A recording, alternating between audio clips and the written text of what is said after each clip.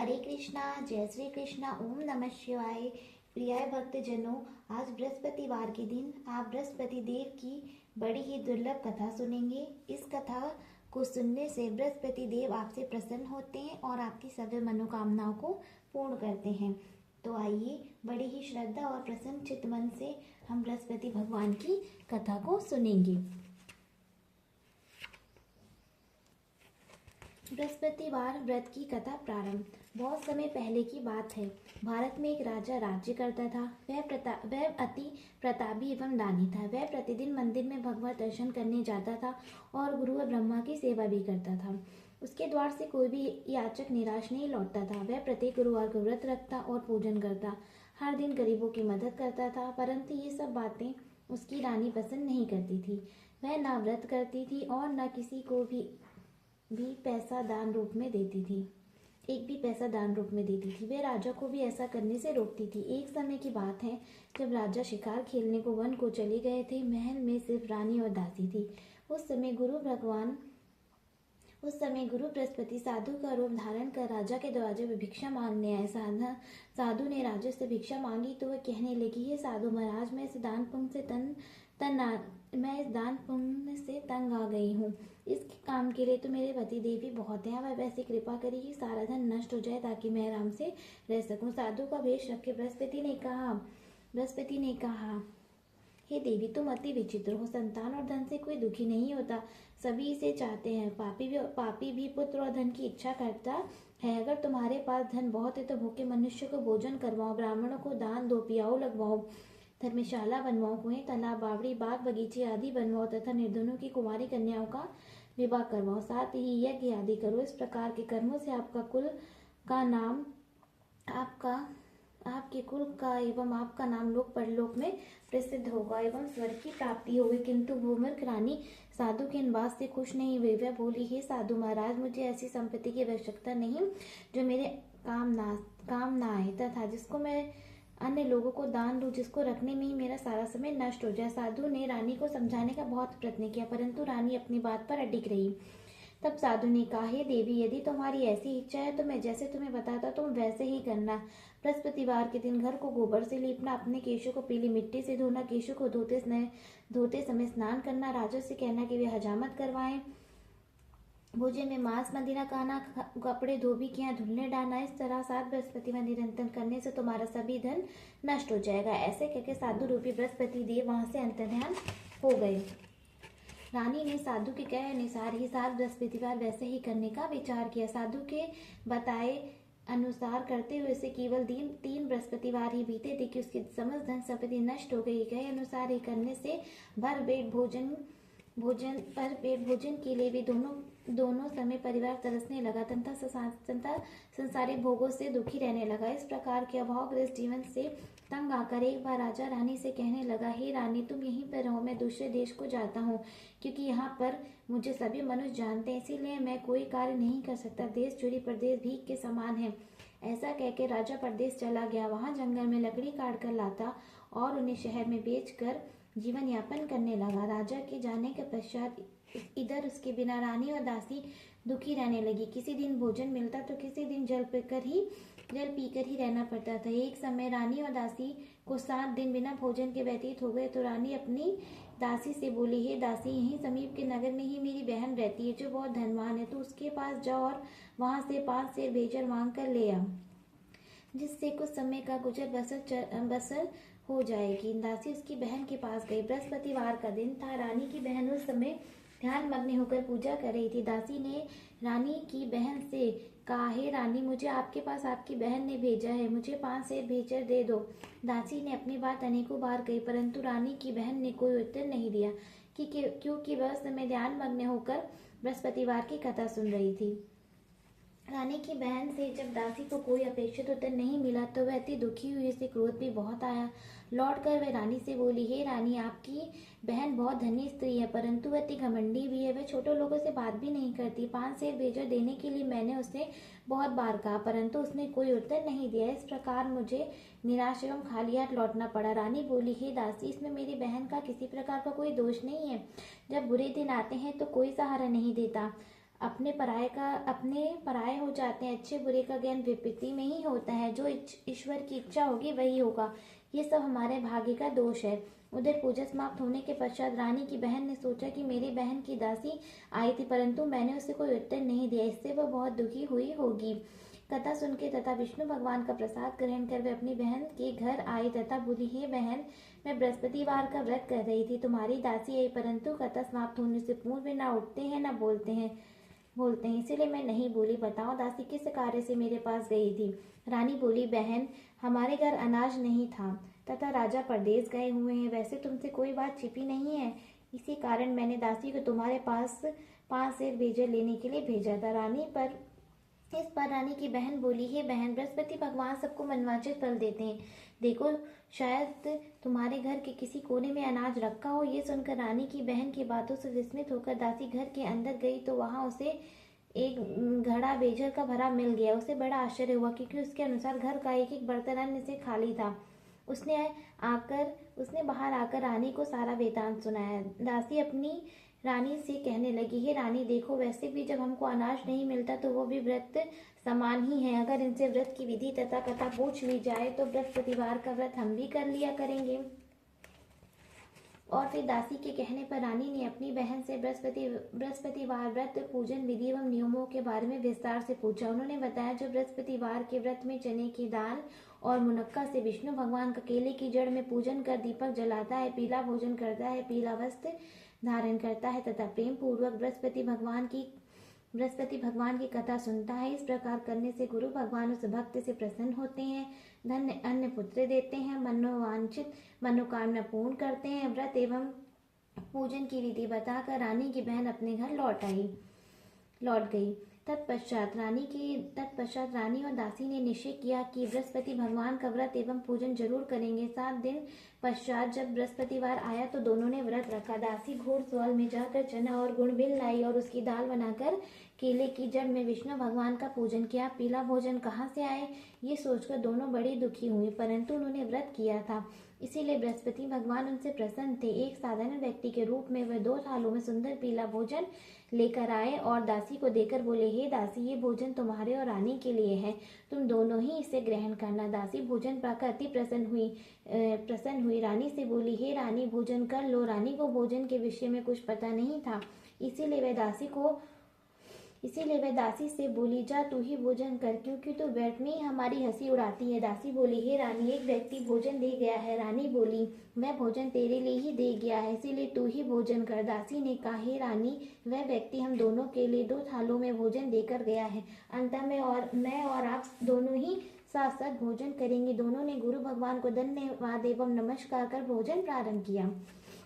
उसके बाद से दोनों प्रत्येक बृहस्पतिवार को गुरु भगवान का व्रत और पूजन करने लगी। बृहस्पति भगवान की कृपा से उन दोनों की भोजन एवं धन की कमी दूर हो गई, परंतु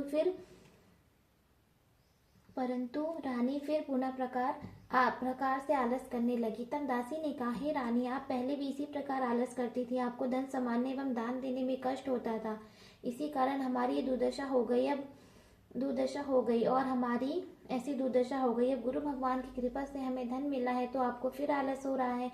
बड़े कष्टों के बाद आपने ये धन पाया है, इसलिए आपको दान पुण्य करना चाहिए। भूखे मनुष्य को भोजन करवाओ, ब्राह्मणों को दान दो, पियाऊ लगवाओ, कुएं, तालाब, बावड़ी आदि का निर्माण करवाओ, कुंवारी कन्याओं का विवाह करवाओ, मंदिर पाठशाला बनवा कर दान दो, धन को शुभ कार्यों में खर्च करो, जिससे आपके कुल का सम्मान बढ़े तथा आपको स्वर्ग प्राप्त हो एवं आपके पितृ प्रसन्न हो।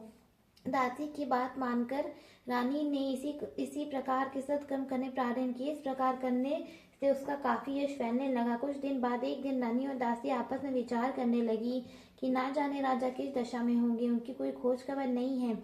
रानी राजा की कोई खबर ना पाकर उदास रहने लगी। गुरु भगवान से उन्होंने प्रार्थना की और भगवान ने रात्रि में राजा को स्वप्न में दर्शन देकर कहा, हे राजा उठ, हे राजा उठ, तेरी रानी तेरे को याद करती है, अब अपने देश लौट जा। राजा प्रातःकाल उठा, वह सोचने लगा कि मैं किस प्रकार रानी के पास खाली हाथ जाऊं, मेरे पास तो कुछ भी नहीं है। स्त्री जाति खाने और पहनने की ही साथी होती है, परंतु प्रभु की आज्ञा मानकर वह अपने नगर चलने को तैयार हुआ। परदेश में राजा बहुत दुखी रहने लगा था। वह प्रतिदिन जंगल से लकड़ी बिनकर लाता और उन्हें शहर में बेचकर अपने दुखी जीवन को बड़ी कठिनाई से व्यतीत करता था। एक दिन राजा दुखी होकर अपने पुराने दिनों को याद करके रोने लगा। उस जंगल में बृहस्पति देव एक साधारण व्यक्ति के रूप में सा, ए, सा, उस जंगल में बृहस्पति देव एक साधु का रूप धारण करके और राजा से बोले, हे राजा, हे लकड़हारे, तुम इस बयान जंगल में किस चिंता में बैठे हो, मुझे बताओ। ये सुनकर राजा की आंखों में आंसू भर आए और वह साधु को प्रणाम करके बोला, हे प्रभु, आप सब कुछ जानने वाले हैं। इतना कहकर राजा ने साधु को अपनी समस्त व्यथा सुना दी। तब साधु रूप में गुरु भगवान राजा से बोले, हे राजा, तुम्हारी पत्नी ने बृहस्पतिवार के दिन बृहस्पति देव का अपमान किया था, जिसके कारण तुम्हारी ये दुर्दशा हो गई। अब तुम किसी प्रकार की चिंता मत करो, भगवान तुम्हें पहले से अधिक धन प्रदान करेंगे। देखो, तुम्हारी पत्नी ने बृहस्पतिवार का व्रत प्रारंभ कर दिया। अब तुम भी बृहस्पतिवार का व्रत करके चने की दाल व गुड़ जल के लोटे में डालकर केले का पूजन करो और फिर कथा कहो या सुनो। भगवान तुम्हारी सभी इच्छाओं की पूर्ति करेंगे। साधु के वचन सुनकर राजा बोला, हे प्रभु, मुझे लकड़ी बेचने के पश्चात इतना पैसा नहीं बचता कि भोजन करने के उपरांत कुछ भी बचा सकूं। मैंने रात्रि में अपनी रानी को व्याकुल एवं व्यतीत देखा है। मेरे पास कोई साधन नहीं जिसका उसका समाचार भी जान सकूं। इसके अतिरिक्त मैं बृहस्पति देव की कथा भी नहीं जानता हूँ, जिसे कह या सुनकर मैं व्रत धारण कर भगवान बृहस्पति देव का पूजन कर सकूं। साधु ने कहा, हे राजा, तुम किसी बात की चिंता ना करो। बृहस्पतिवार के दिन तुम नित्य के भांति लकड़ियां लेकर शहर में जाओ। तुम्हें रोज से दुगना धन प्राप्त होगा, जिससे तुम भली भांति भोजन कर लोगे तथा गुड़ एवं चने का प्रसाद खरीदकर बृहस्पति देव की पूजा भी कर सकते हो। बृहस्पतिवार की कहानी इस प्रकार से है। बृहस्पति देव की कहानी। प्राचीन समय में एक बहुत ही निर्दय ब्राह्मण था। उसकी कोई संतान नहीं थी। ब्राह्मण नित्य पूजा पाठ करता और स्वभाव से दयालु तथा धार्मिक विचार वाला व्यक्ति था, परंतु उसकी पत्नी बहुत मालिनता के साथ रहती थी। वह ना तो स्नान करती थी और ना किसी देवता की पूजा करती थी। सुबह उठते ही सर्वप्रथम भोजन करती, बाद में घर का अन्य कार्य करती। अपनी पत्नी की ऐसी आदत के कारण ब्राह्मण देवता बहुत दुखी रहते थे। वह अपनी पत्नी को बहुत समझाते, किंतु उसका कोई परिणाम न निकलता। भगवान की कृपा से ब्राह्मण की स्त्री की कन्या उत्पन्न हुई। वह कन्या ब्राह्मण के घर में बड़ी होने लगी। वह बालिका प्रातः काल स्नान करके विष्णु भगवान का जाप करती, बृहस्पतिवार का व्रत भी करने लगी। पूजा पाठ समाप्त कर पाठशाला जाती तो अपनी मुट्ठी में जौ भरकर ले जाती और पाठशाला जाने के रास्ते में डालती जाती। विष्णु भगवान बृहस्पति की कृपा से वही जौ स्वर्ण के हो जाते तो लौटते समय उनको बिन कर घर ले आती। एक दिन वह बालिका सूप से उन सोने के जौ को फटक कर साफ कर रही थी। तभी उसकी माँ ने उसे देख लिया और कहा, हे बेटी, सोने के जौ को फटकने के लिए सूप भी तो सोने का होना चाहिए। दूसरे दिन बृहस्पतिवार था। कन्या ने व्रत रखा और विष्णु और भगवान बृहस्पति से प्रार्थना करके कहा, हे प्रभु, यदि मैंने सच्चे मन से आपका पूजन एवं व्रत किया हो तो कृपया मुझे सोने का सूप दे दो। बृहस्पति देव ने उसकी प्रार्थना स्वीकार कर ली। नित्य के भांति वह कन्या जौ फैलाती हुई पाठशाला चली गई। पाठशाला से लौटकर जब वह जौ बिन रही थी तो बृहस्पति भगवान की कृपा से उसे सोने का सूप प्राप्त हुआ। उस सोने के सूप को वो घर ले आई और उससे जौ साफ करने लगी, परंतु उसकी माँ का आचरण वैसा ही रहा। एक दिन वह कन्या उस सोने के सूप में जौ साफ कर रही थी। उसी समय अचानक उस नगर के राजकुमार वहां से होकर निकला। कन्या के रूप एवं कार्य को देखकर राजकुमार कन्या पर मोहित हो गया। राजमहल लौटकर राजकुमार अन्न तथा जल त्याग कर उदास होकर लेट गया। राजा को जब अपने पुत्र द्वारा अन्न जल त्यागने का समाचार प्राप्त हुआ तो अपने मंत्रियों के साथ वह राजकुमार के पास आया और बोला, हे बेटे, तुम्हें किस बात का दुख है? किसी ने तुम्हारा अपमान किया है अथवा कोई और कारण है तो मुझे बताओ, मैं वही करूंगा जिससे तुम प्रसन्न होंगे। राजकुमार ने अपने पिता की बात सुनी तो वह बोला, आपकी कृपा से मुझे किसी प्रकार का कष्ट नहीं है। किसी ने मेरा अपमान भी नहीं किया है, परंतु मैं उस कन्या के साथ विवाह करना चाहता हूँ जो सोने के सूप में सोने की जौ फटक रही थी। ये सुनकर राजा आश्चर्य में पड़ गया और बोला, हे राजकुमार, इस तरह की कन्या का पता तुम लगाकर मुझे बताओ, मैं तुम्हारा विवाह उसके साथ करवा दूंगा। राजकुमार ने राजकुमार ने प्रसन्न होकर राजा को उस ब्राह्मण कन्या के घर का पता बताया। राजा के आदेश पर मंत्री उस कन्या के घर गए और राजा का आदेश ब्राह्मण को कह सुनाया।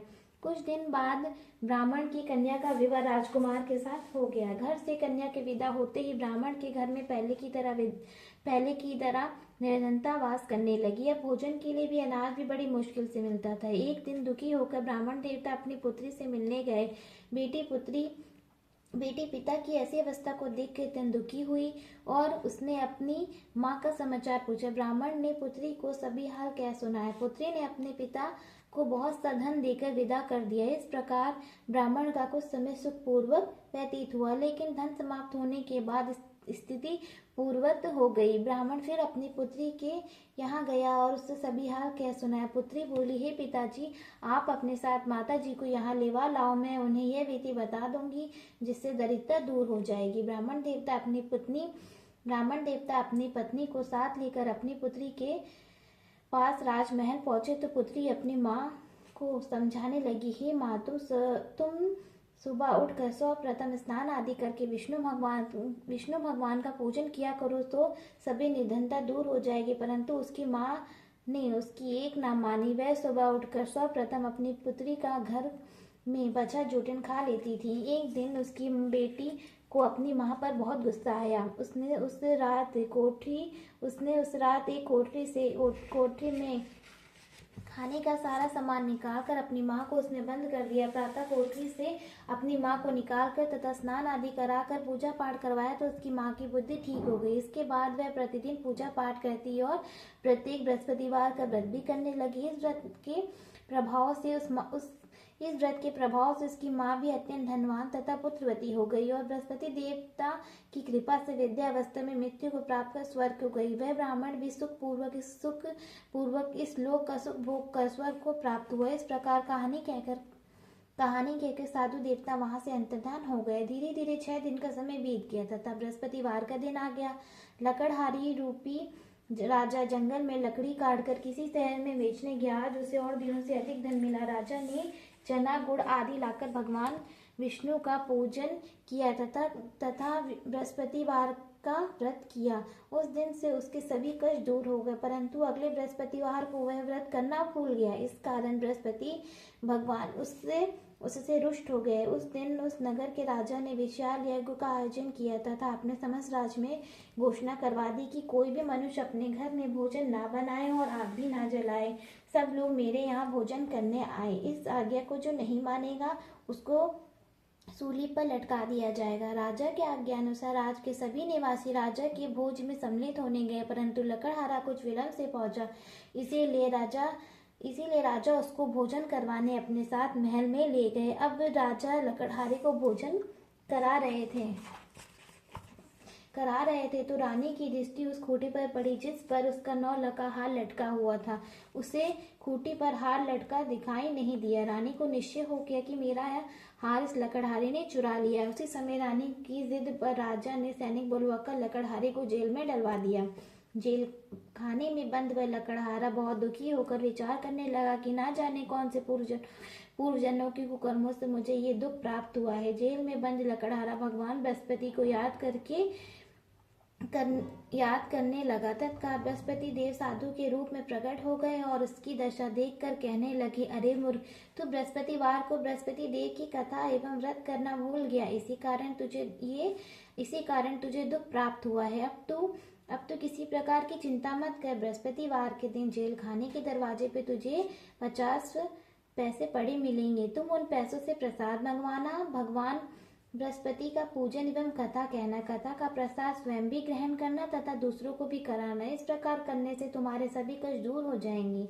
अगले बृहस्पतिवार राजा को जेल के द्वार पर पैसे मिले। राजा ने पूजा का सामान मंगवाकर कथा कही और प्रसाद बांटा। उसी रात बृहस्पति देव ने उस नगर के राजा को स्वप्न में दर्शन देकर कहा, हे राजा, तूने जिस आदमी को जेल खाने में बंद कर रखा है वह निर्दोष है, वह राजा है, उसे छोड़ दो।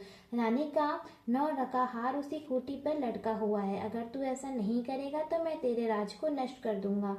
राजा सुबह उठा और खूंटी पर हार टंगा देखकर लकड़हारे को बुलाकर उससे क्षमा याचना की। तथा राजा के योग सुंदर वस्त्र आभूषण भेंट कर उसे विदा किया। बृहस्पति देव की आज्ञा अनुसार राजा अपने नगर को चल दिया। जब वह नगर के निकट पहुंचा तो उसे बड़ा आश्चर्य हुआ। वहां पहले से अधिक तालाब, बाग और कुएं तथा बहुत सी धर्मशालाएं, मंदिर आदि बने हुए थे। राजा ने जब नगरवासियों से पूछा कि ये बाग, तालाब, धर्मशालाएं एवं कुएं किसके द्वारा बनवाए गए हैं, तब नगर के सभी लोग कहने लगे कि ये सब रानी और दासी द्वारा बनवाए गए हैं। राजा को बहुत आश्चर्य हुआ और क्रोध भी बहुत आया। जब रानी ने ये खबर सुनी कि राजा आ रहे हैं तो उसने दासी को कहा, हे दासी, देख, राजा हमें अति दीन अवस्था में छोड़ गए थे। वह हमारी ऐसी हालत देखकर कहीं द्वार पर से ही न लौट जाए, इसीलिए तू द्वार पर खड़ी हो जा। रानी की आज्ञा अनुसार दासी दरवाजे पर खड़ी हो गई। जब राजा आए तो उन्हें अपने साथ महल में लेवा लाई। तब राजा ने क्रोध कर अपनी तलवार निकाली तथा रानी से पूछा, बताओ, इतना धन तुम्हें कैसे और किस प्रकार प्राप्त हुआ है। तब रानी ने बताया कि हमें ये सब धन बृहस्पति देव के व्रत के प्रभाव से प्राप्त हुआ है। अब राजा ने निश्चय किया कि 7 दिन बाद तो सभी बृहस्पति देव का पूजन करते हैं, परंतु मैं प्रतिदिन दिन में 3 बार कथा कहा करूंगा तथा नित्य व्रत किया करूंगा। अब हर समय राजा के दुपट्टे में चने की दाल बंधी रहती तथा दिन में 3 बार वह कथा कहता है। ऐसे ही एक दिन राजा ने विचार किया कि चलो अपनी बहन के यहाँ हो आऊं। ऐसे ही निश्चय कर राजा घोड़े पर सवार होकर अपनी बहन के यहाँ चल दिया। मार्ग में उसने देखा कि कुछ आदमी एक मुर्दे को ले जा रहे हैं। उन्हें रोककर वे कहने लगे, अरे भैया, कुछ दिन मेरी बृहस्पतिवार की कथा सुन लो। वह बोले, लो, हमारा तो आदमी मर गया है, इसको अपने कथा की पड़ी है। परंतु कुछ आदमी बोले, अच्छा कहो, हम तुम्हारी कथा भी सुनेंगे। राजा ने डाल निकाली और कथा कहनी शुरू कर दी। जब कथा आदि हो गई तो मुर्दा हिलने लगा और जब कथा समाप्त हो गई तो राम राम कहकर वह मुर्दा खड़ा हो गया। राजा आगे चला। उसे चलते चलते शाम हो गई। आगे मार्ग में उसे एक किसान खेत में हल चलाता मिला। राजा उससे बोला, अरे भैया, तुम मेरी बृहस्पतिवार की कथा सुन लो। किसान बोला, जब तक तेरी कथा सुनूंगा तब तक 4 अरैया जोत लूंगा। जाओ भैया, अपनी कथा किसी और को सुनाना। राजा आगे चलने लगा। राजा के हटते ही किसान की बैल पिछाड़ खाकर गिर गई और किसान के पेट में बहुत तेज दर्द होने लगा। उसी समय किसान की माँ रोटी लेकर आई। उसने जब ये देखा तो अपने पुत्र से सभी हाल पूछा। बेटे ने सारा हाल बता दिया। किसान की माँ दौड़ी दौड़ी घोड़े पर सवार राजा के पास गई और उससे बोली, मैं तेरी कथा सुनूंगी, तू अपनी कथा मेरे खेत पर ही चलकर कहना। राजा ने लौटकर किसान के खेत पर जाकर कथा कही, जिसे सुनते ही बैल खड़ी हो गई तथा किसान के पेट का दर्द भी बंद हो गया। आगे चलकर राजा अपनी बहन के घर पहुंच गया। बहन ने भाई की खूब आवभगत की। दूसरे दिन सुबह राजा जगा तो उसने देखा कि सभी लोग भोजन कर रहे हैं। राजा ने अपनी बहन से जब पूछा कि ऐसा कोई मनुष्य जिसने भोजन ना किया हो और जो मेरी बृहस्पतिवार की कथा का श्रवण कर ले, तो बहन बोली, हे भैया, ये देश ऐसा ही है। यहाँ के लोग पहले भोजन करते हैं, बाद में कोई अन्य काम करते हैं। अगर पड़ोस में कोई हो तो देख आती हूँ। ऐसा कहकर बहन चली गई, परंतु उसे कोई भी ऐसा व्यक्ति नहीं मिला जिसने भोजन ना किया हो। वह एक कुमार के घर गई जिसका लड़का बीमार था। उसे ये भी पता चला कि उसके यहाँ 3 दिनों से किसी ने भोजन नहीं किया है। राजा की बहन ने अपने भाई की कथा सुनने के लिए कुमार से आग्रह किया तो वह तैयार हो गया। राजा ने जाकर बृहस्पतिवार की कथा कही, जिसे सुनकर कुमार का लड़का ठीक हो गया। अब तो राजा की हर ओर प्रशंसा होने लगी। कुछ दिन बाद एक दिन राजा ने अपनी बहन से कहा, हे बहन, मैं अपने घर जाऊंगा, तुम भी तैयार हो जाओ। राजा की बहन ने अपनी सास से भाई के साथ जाने की आज्ञा मांगी। सास बोली, चली जा, परंतु अपने लड़कों को यहीं छोड़कर जाना, क्योंकि तेरे भाई की कोई संतान नहीं है। बहन ने भाई से कहा, हे भैया, मैं तो चलूंगी, परंतु कोई बालक नहीं जाएगा। राजा ने कहा, जब कोई बालक साथ नहीं चलेगा तब तुम ही क्या करोगी। दुखी मन से राजा अपने नगर को लौट आया। राजा अपनी रानी से बोला, हम निर्वंशी हैं, हमारा मुख देखने का भी धर्म नहीं है। वह उदास होकर बिना भोजन किए शैया पर लेट गया। रानी बोली, हे प्रभु, भगवान बृहस्पति ने हमें सब कुछ दिया है, वह हमें संतान भी अवश्य देंगे। उसी रात बृहस्पति देव ने राजा को सपने में दर्शन देकर कहा, हे राजा उठ, सभी सोच त्याग दे, तेरी रानी गर्भवती है। राजा को ये जानकर अति प्रसन्नता हुई। 9वें महीने रानी के गर्भ से एक सुंदर पुत्र रूपी रत्न पैदा हुआ। तब राजा बोला, हे रानी, स्त्री बिना भोजन के रह सकती है, परंतु बिना कहे नहीं रह सकती। जब मेरी बहन आए तो तुम मुझसे कुछ मत कहना। रानी ने हाँ कर दी। जब राजा की बहन ने ये समाचार सुना तो वह अति प्रसन्न हुई तथा बधाई लेकर अपने भाई के यहाँ आई, तथा रानी ने कहा, घोड़ा चढ़ाकर नहीं आए, गधा चढ़ी आई। राजा की बहन बोली, भाभी, मैं इस प्रकार ना कहती तो तुम्हें औलाद कैसे मिलती। भगवान बृहस्पति ऐसे ही हैं, जैसे जिसके मन में कामनाएं हैं सभी को पूर्ण कर मन वांछित फल देते हैं। जो बृहस्पतिवार का व्रत करता है एवं कथा पढ़ता है अथवा सुनता है और दूसरों को सुनाता है, बृहस्पति देव उसकी सभी मनोकामनाओं को पूर्ण करते हैं एवं उसके परिवार की सदैव रक्षा करते हैं। जो श्रद्धा एवं आदर भाव से बृहस्पति देव का पूजन एवं व्रत करते हैं, उनकी सभी मनोकामनाएं पूर्ण होती हैं। सच्चे मन एवं हृदय से रानी और राजा ने बृहस्पति देव की कथा का गुणगान किया। उनकी सभी इच्छाएं बृहस्पति देव ने पूरी की। इसीलिए सबको कथा कहने अथवा सुनने के बाद भगवान का प्रसाद ग्रहण करना चाहिए तथा सच्चे मन एवं भावना से सदा उनकी जय जयकार करनी चाहिए। बोलो गुरु बृहस्पति भगवान की जय, लक्ष्मी नारायण की जय। जय गणेश जय गणेश जय गणेश देवा, माता जानकी पार्वती पिता महादेवा। जय गणेश जय गणेश देवा, माता जानकी पार्वती पिता महादेवा। एक दंती दयावंती धारी, मस्तक सिंदूर सोहे हाथी की सवारी।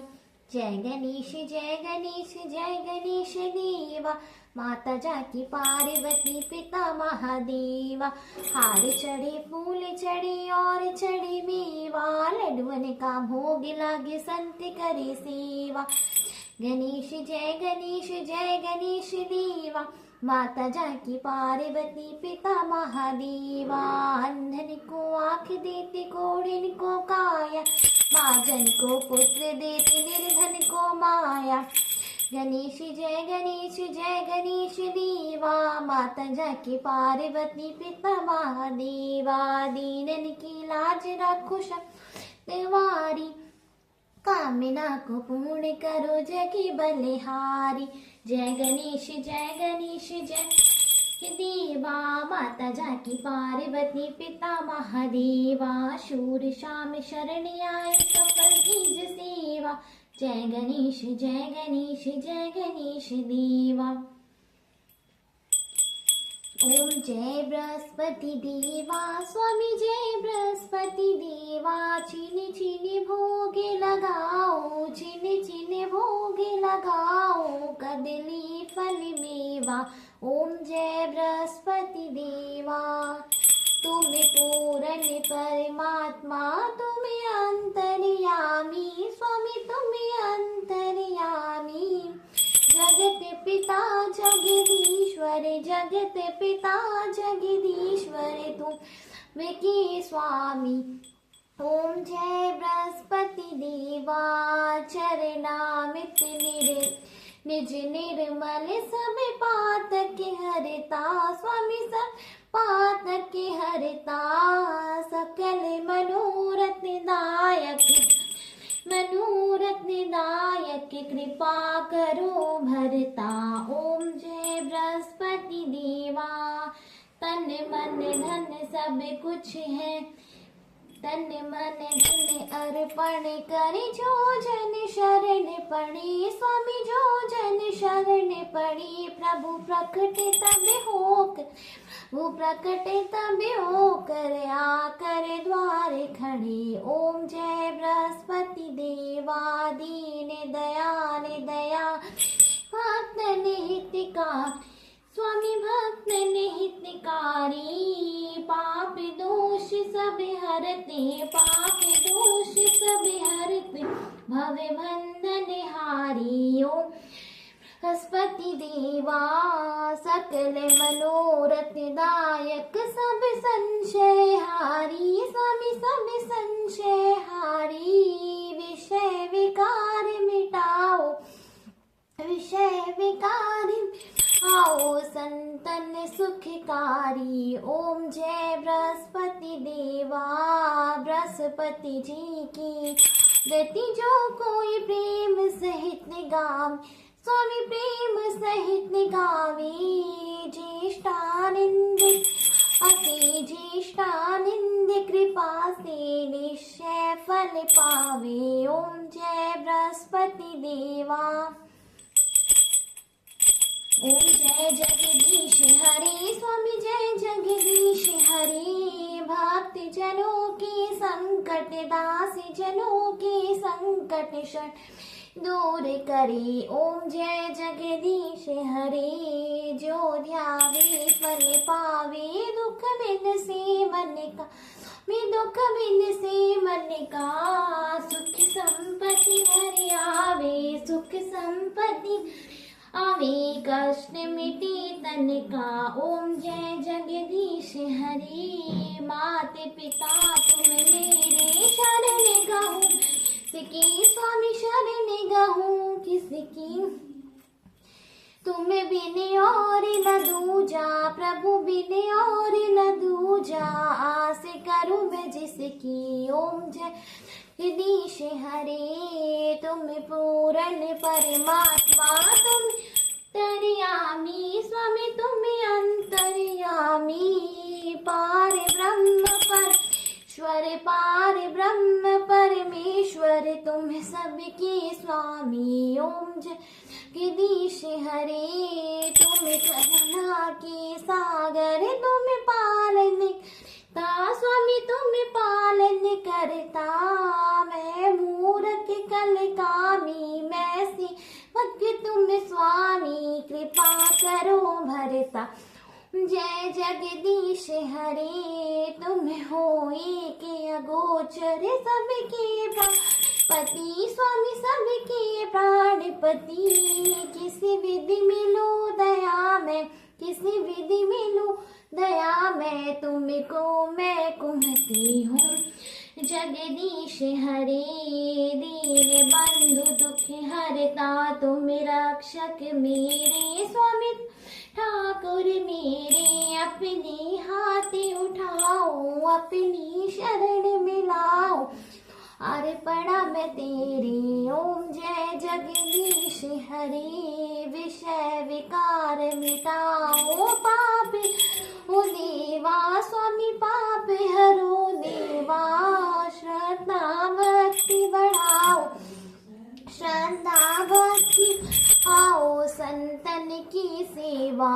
ओम जय जगदीश हरे ये तन मन सब कुछ है तेरा स्वामी सब कुछ है तेरा तुझको अर्पण तेरा तुझको अर्पण क्या लागे मेरा। ओम जगदीश हरे स्वामी जय जगदीश हरे। ओम जय जगदीश हरे। बोलो लक्ष्मी नारायण की जय गुरु बृहस्पति भगवान की जय।